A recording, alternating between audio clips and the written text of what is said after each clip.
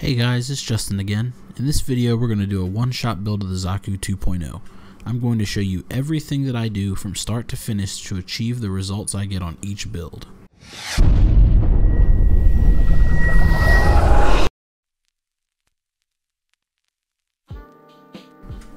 The first thing we need to do is disassemble the model and organize the parts by the color that we're going to paint them.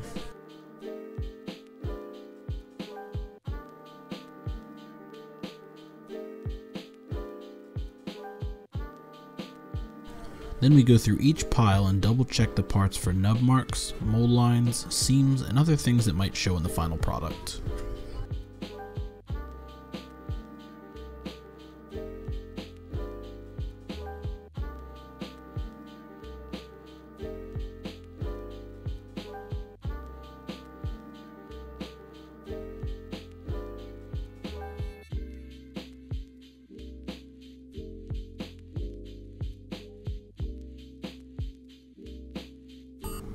Next, we're going to talk about undercoating. So the reds on this model look well together. We're going to paint all the reds on this model using one red paint instead of two. We're going to change the color that goes underneath the red to influence the way the final coat looks. This is called undercoating. The first layer of red is going to be painted over a normal gray primer as we normally would.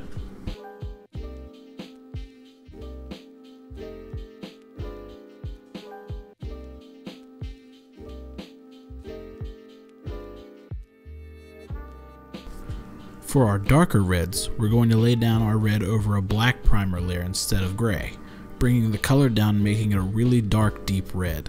This allows us to create the darker red while maintaining color harmony between the two colors, because they're both technically the same red.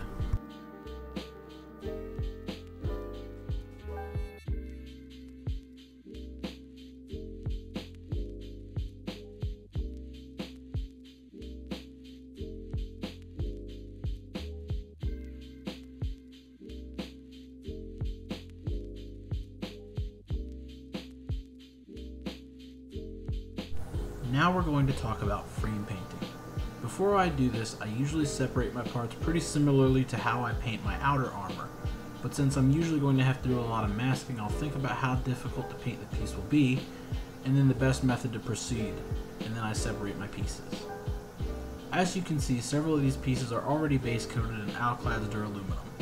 This was the base I chose on these pieces, and then we'll start masking things off that we want to stay that color, and then we'll prepare the next piece for the next color, and then repeat the process until we're satisfied.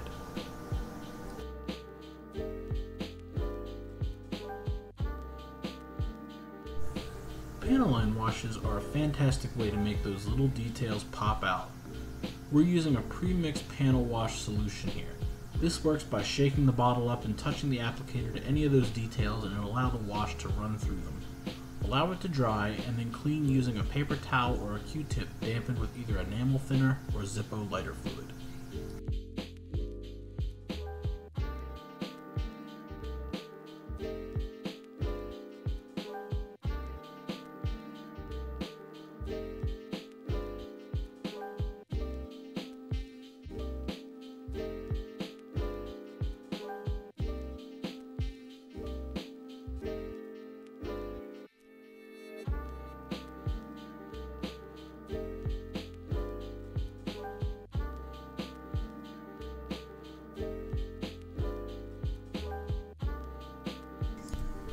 The last thing we're going to talk about is decals.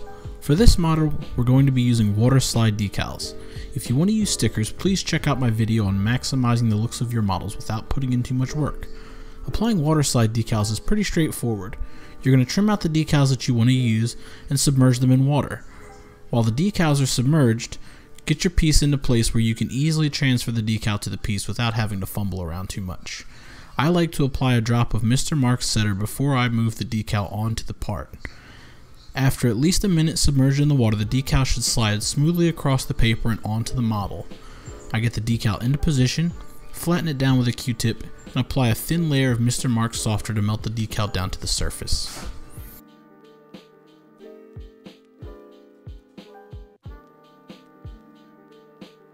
Alright guys, so hopefully you enjoyed this video, hopefully you learned a little bit from it.